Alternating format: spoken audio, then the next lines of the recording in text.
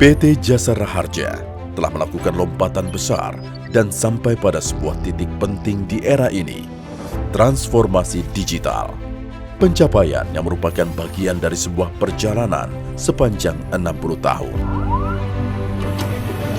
Pada saat Belanda meninggalkan Indonesia, Indonesia mengambil alih perusahaan-perusahaan Belanda melalui Undang-Undang Nomor 86 Tahun 1958 tentang Nasionalisasi Perusahaan Belanda dan Peraturan Pemerintah atau PP Nomor 6 Tahun 1960 ditentukan perusahaan asuransi kerugian Belanda yang dikenakan nasionalisasi.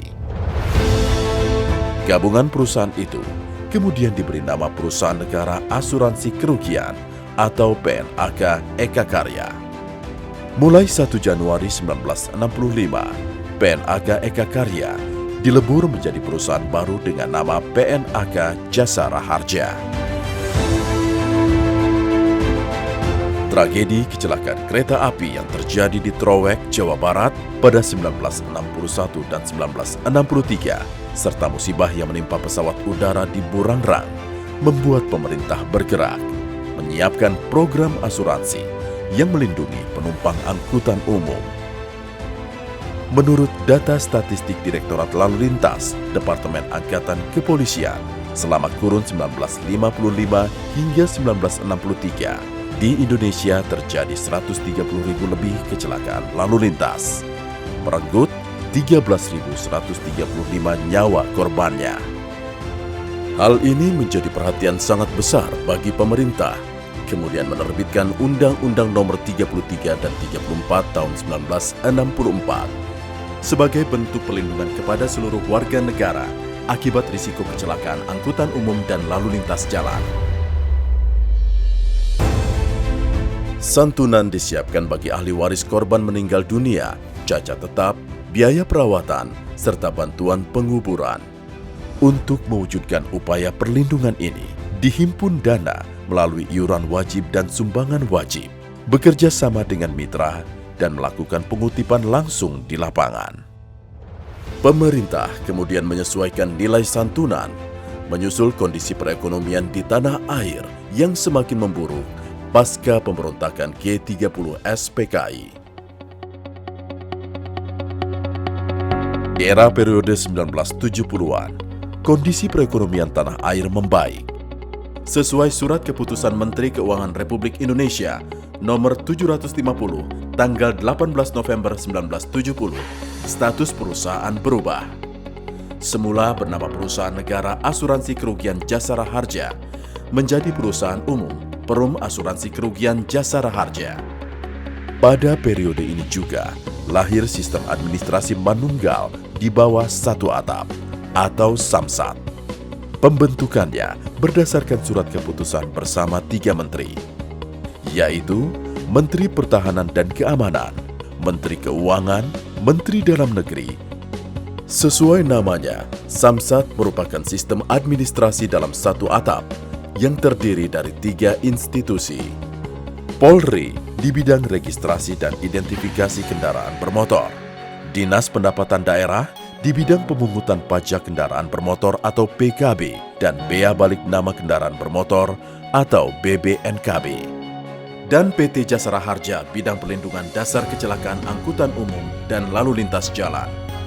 Berdirinya Samsat menjadi tonggak penting dalam pengutipan sumbangan wajib yang menyatu ke dalam sistem perpanjangan STNK sehingga menjadi tersistem.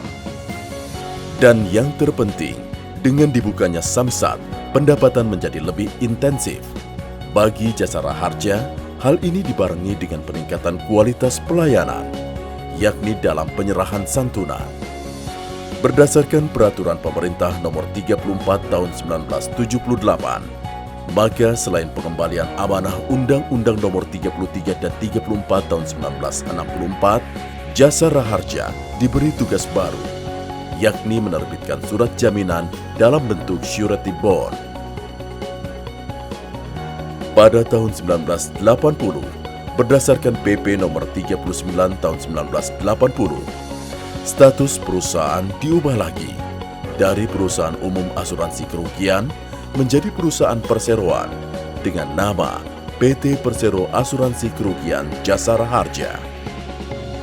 Pengalihan bentuk perusahaan ini juga diikuti perubahan bentuk logo.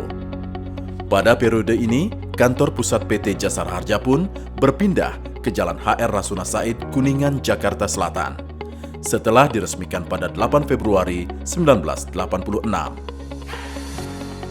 Dengan diundangkannya Undang-Undang Nomor 22 Tahun 1992 tentang usaha perasuransian, maka PT Jasara Harja kembali fokus mengemban amanah Undang-Undang Nomor 33 dan 34 Tahun 1964, yaitu memberikan perlindungan korban kecelakaan lalu lintas dan penumpang angkutan umum. Pada tahun 1994, PT Jasara Harja membentuk anak perusahaan bernama PT Jasara Harja Putra untuk mengelola asuransi aneka atau Business General Insurance. PT Jasara Harja juga semakin mengintensifkan peran Samsat untuk sumbangan wajib dan memperkuat kerjasama dengan para mitra untuk iuran wajib. Lahirlah instruksi bersama Menteri Pertahanan Keamanan, Menteri Dalam Negeri, dan Menteri Keuangan tentang pelaksanaan sistem administrasi manunggal di bawah satu atap. Indonesia dihantam badai krisis ekonomi dan politik yang tidak biasa pada Mei 1998 silam. Di tengah krisis, PT Jasara Harja menaikkan santunan di tahun 2001 sebesar 100%. Di masa-masa sulit, ketika Indonesia berusaha bangkit dari krisis di era milenium baru, PT Jasara Harja dihadapkan pada rentetan bencana peristiwa kecelakaan katastrof transportasi. Selain itu, krisis membuat laba PT Jasara Harja anjlok sekitar 16,9%. Namun begitu, kerja keras berbuah manis. Di tahun 2000, PT Jasara Harja masih mempertahankan predikat sebagai BUMN sehat sekali dari sisi keuangan. Berturut-turut, sejak 2004 hingga 2006, PT Jasara Harja mendapatkan penghargaan sebagai perusahaan asuransi terbaik dan BUMN terbaik versi majalah Investor. Sejak tahun 2000, penghargaan demi penghargaan terus berdatangan sebagai apresiasi atas kinerja optimal PT Jasara Harja. Bagi PT Jasara Harja, sebesar apapun krisis menerpa, prestasi tak boleh diabaikan. Sehat di bidang keuangan, prima di bidang pelayanan. Era perubahan semakin kuat, menyongsong hari ulang tahun emas. PT Jasara Harja mengikrarkan semangat berubah untuk maju. Dengan ruh semangat ini, nilai santunan dinaikkan, tak tanggung-tanggung, hingga 150%. Ini menyesuaikan kebutuhan hidup yang kian membumbung tinggi. Jumlah ini diharapkan dapat membantu korban dan ahli waris setelah kepala keluarganya mengalami kecelakaan lalu lintas. Tak lupa, terobosan di bidang sosial kemasyarakatan dengan penyelenggaraan program pencegahan kecelakaan, kegiatan mudik gratis. Sasarannya, pemudik dengan sepeda motor yang paling rawan mengalami kecelakaan. Ruh melayani telah mendarah daging. Sebuah iklan diudarakan untuk melekatkan ingatan masyarakat. Jika terjadi kecelakaan, segera teringat PT Jasara Harja, BUMN yang menyantuni korban kecelakaan. Penguatan citra di benak masyarakat dibarengi dengan inovasi santunan perawatan melalui layanan virtual. Di antaranya, Dasi JR yang mengintegrasikan sistem pendapatan dan pelayanan santunan, ERP, sistem pencatatan dan pelaporan keuangan yang terintegrasi dan real-time di seluruh Indonesia. Transformasi digital PT Jasara Harja sejalan dengan semangat Peraturan Presiden Nomor 5 Tahun 2015 tentang penyelenggaraan sistem administrasi manunggal satu atap kendaraan bermotor yang terintegrasi secara digital di seluruh Indonesia. Di tahun 2017, PT Jasara Harja menaikkan santunan hingga 100% tanpa kenaikan tarif iuran wajib dan sumbangan wajib. Kenaikan ini berdasarkan Peraturan Menteri Keuangan tentang besar santunan dan iuran wajib, dana pertanggungan wajib kecelakaan penumpang, alat angkutan penumpang umum. Selamat datang di era millennials, di mana teknologi menyentuh seluruh sendi kehidupan. Arus informasi sangat cepat dan dinamis. Jasa Raharja meluncurkan berbagai platform. Hal ini untuk mempercepat proses bisnis dan menyesuaikan dengan harapan masyarakat. Di antaranya, Siap Mobile, SMDD, e-Procurement, Sidita, Sivera, JRCO. Di tahun 2020, PT Jasa Raharja tergabung ke dalam Indonesia Financial Group atau IFG atau Holding Perasuransian dan Penjaminan melalui terbitnya Peraturan Pemerintah Republik Indonesia Nomor 20 Tahun 2020. Hal ini kian memperkuat daya saing di sektor asuransi dan penjaminan serta memperkuat fungsi investasi dalam ekosistem asuransi nasional.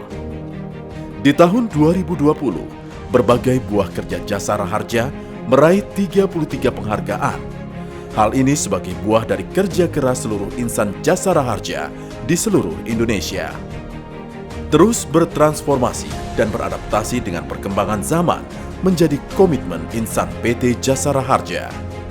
Di hari jadi yang ke-60 tahun, bersama kita perkuat komitmen sehingga PT Jasa Raharja terus tumbuh dan berkembang hingga 1000 tahun yang akan datang. Dirgahayu 60 tahun PT Jasa Raharja. Bangga melayani negeri.